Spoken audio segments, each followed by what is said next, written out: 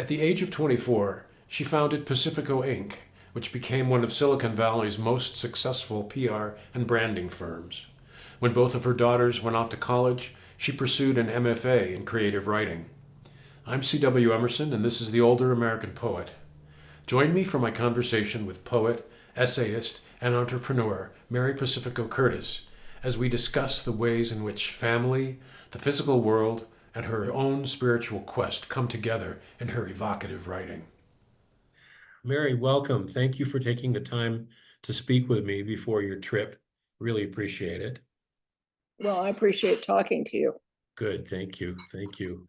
I wanted to touch base about both of your newest books. One is Hawk's Cry. This is a collection of poetry, and it's published by Finishing Line Press. And your memoir, or one of your memoirs, is Understanding Moonseed from BlazeVOX Books. You have another memoir in progress, isn't that correct? Yes, I do. And what's the approach you take going from one memoir to another? Well, I write about some of the same things. Always travel is a bit of a theme, and always grief is a bit of a theme. Mm-hmm. But the first memoir was really a grief journey, and of course, very autobiographical. Mm-hmm. The second memoir is a journey, and so it's called Ephatha, which is a word from the Bible that means be opened. And the subtitle is Travels and Meditations. And so that pretty much tells you where it's going. So that will include your photography as well, right? I'm sort of trying to do that, yes. How do you approach the question of what you're going to include in a collection of poetry or a memoir? Family always seems to be present. Travel is present in the new one. But family is a theme that you find yourself going back to over and over in your collections. Is that correct? Yeah, I think so. I think so. I'm a very private person. I'm a very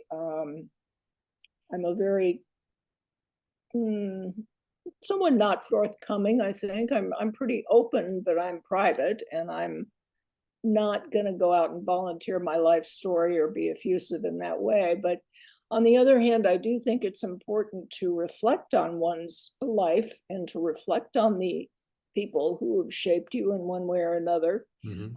An extraordinarily tiny family. And so maybe that's a thing that has a big impact on me. Mm-hmm. And yeah, and I adore my family. I love my family, except for the people who I'm not in contact with. I think we all have one or two of those. Yes. Yeah. Yeah. I know that in reading your poetry, when there's a reference to a red fox coat, I know it's your mom. And your daughter, Ashley, and some of the journeys you took together, she comes through in Understanding Moonseed quite a bit. I think of prayer flags when I think of Ashley. And pretty accurate. Pardon? That's pretty accurate. Yeah, that's in the journey you took together back into an important part of her past. You say that you're a private person, and that's how I experience you too. And yet, in Moonseed, in Understanding Moonseed, you write very beautifully and very movingly about your first marriage. Can you say something about what that's like for you to include that much personal detail in a piece of written work? Well, I can, Chris, because before Understanding Moonseed became Understanding Moonseed, shortly after my husband passed, actually in 2007, I wrote an entire book, which I'm so glad it was never published. It was called The Promise. And if you think I'm revealing anything in Understanding Moonseed, I mean, what I revealed in The Promise was cringeworthy. And it never saw the light of day. Never saw the light of day. Pieces of it are in Understanding Moonseed. For example, the essay titled Honeymoons, straight out of The Promise. But there was so much more in there that I don't want to share. Mm-hmm. Mm-hmm. Yeah. And so I think the universe takes care of helping us hold the things we want to keep personal. That's a beautiful way to look at it. Yeah. Um, you have spoken to me in the past about uh, the way you let poems mature. You let them cure. Uh, that's a notion that I'm fascinated by, and I wonder. I think people are interested in hearing more about the creative process behind the scenes a little bit. Um, is that curing process an important part of putting a manuscript together for you? I think so. I think so. Um, Hawk's Cry began as a manuscript called What the Walls Heard.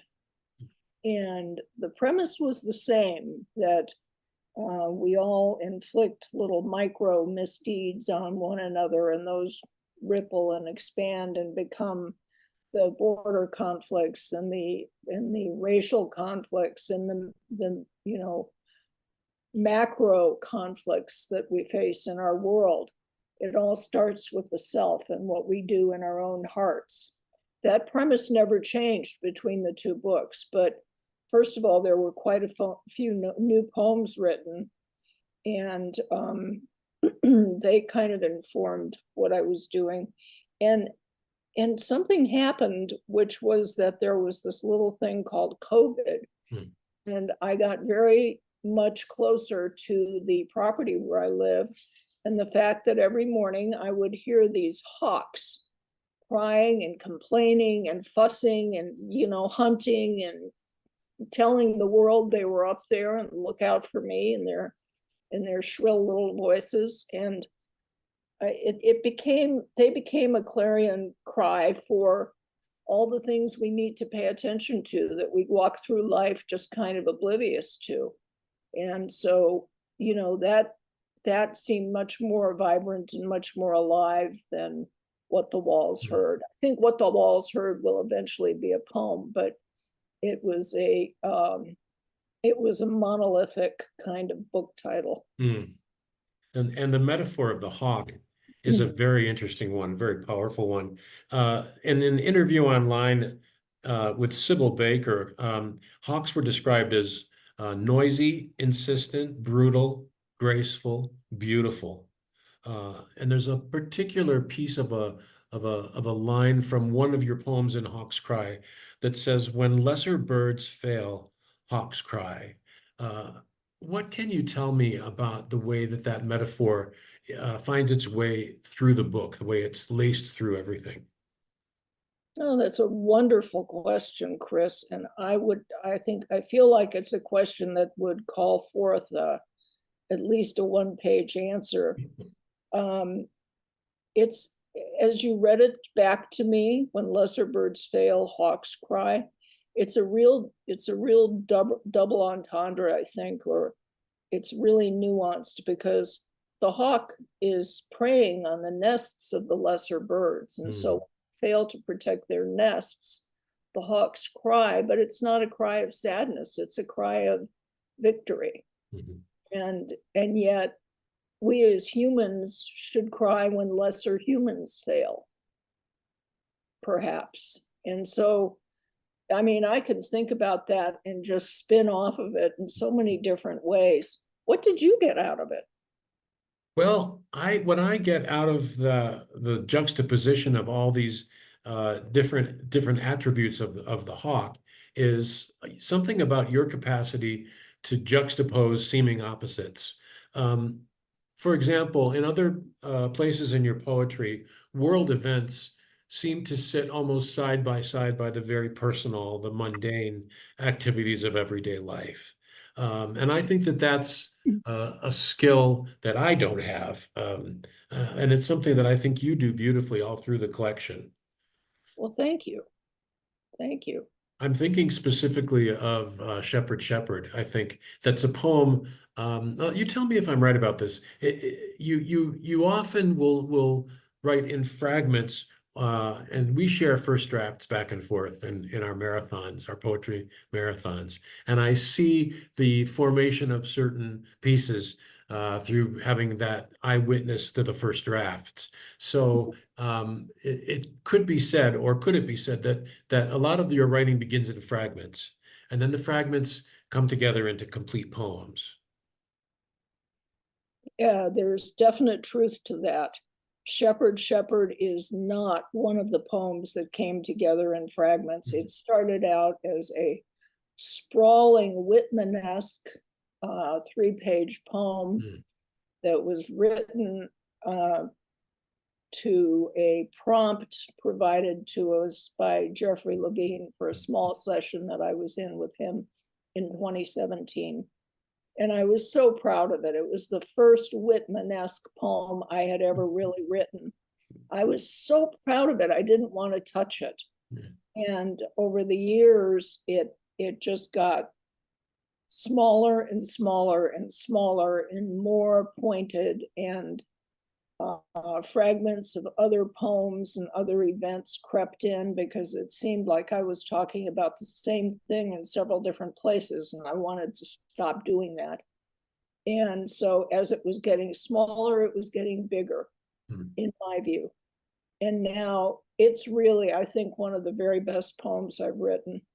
I'm very happy with that. And of course, it showed up in Narrative magazine, so that's a nice accolade. Very nice. I think it's a beautiful poem. It's one of my favorite poems in Hawk's Cry in the book.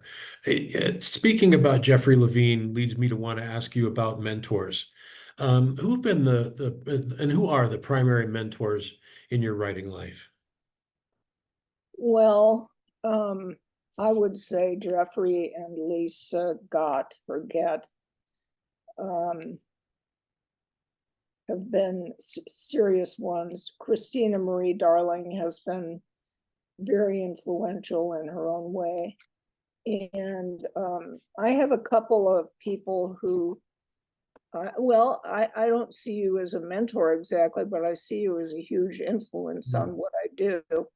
And I have a couple of people who I've written with in the past who I think are just so sharp. One of them has found his genre in Gothic fiction, and it's wonderful Gothic fiction. Normally that would terrify me, but I really enjoy his stuff. His work is very informed by Dickens. And then the other one is an associate dean at Stanford's postdoc program.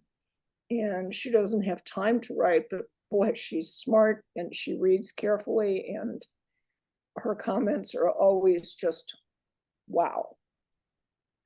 Mary, what do you think about MFAs for poets or poets in training? Do you think that's an important step, an important series of an important knowledge base to have? For me, the MFA was a total indulgence.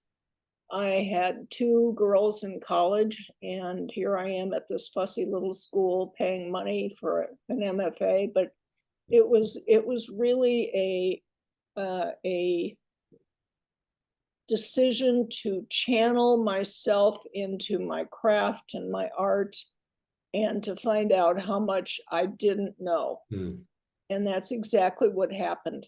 And so for me, it was a very valuable thing to do, although I don't think I needed to get a degree to do it.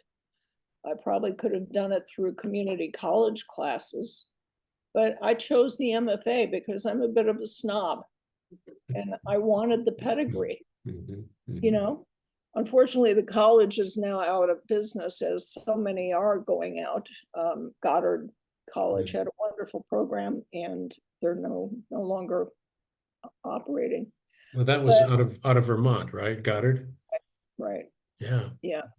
So I don't think MFAs are necessary, and a lot of people who I know as fine poets don't have MFAs.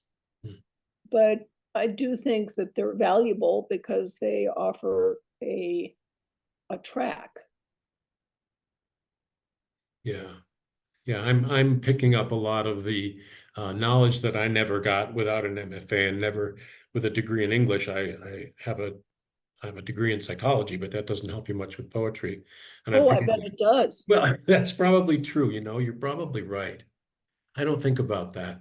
I think it's probably a useful thing to meditate a bit on the way in which our disparate life experiences influence what we write. Yeah.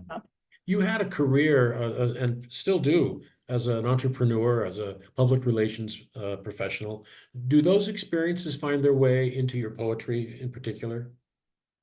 No, Hmm.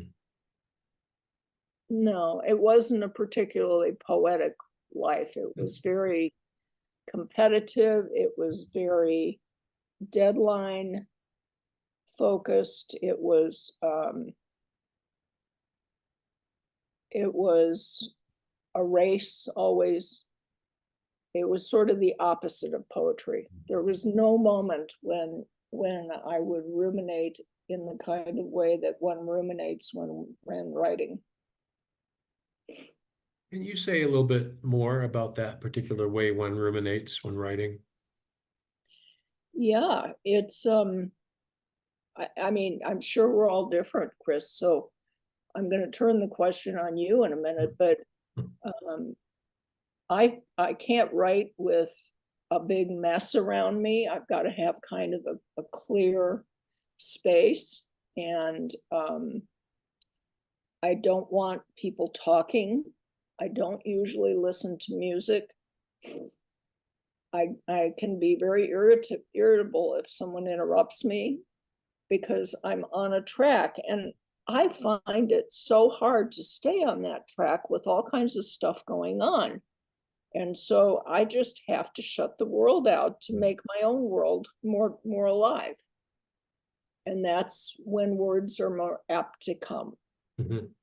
That's when expression becomes the world that I'm living in rather than this other world, and I'm, you know, going here and there.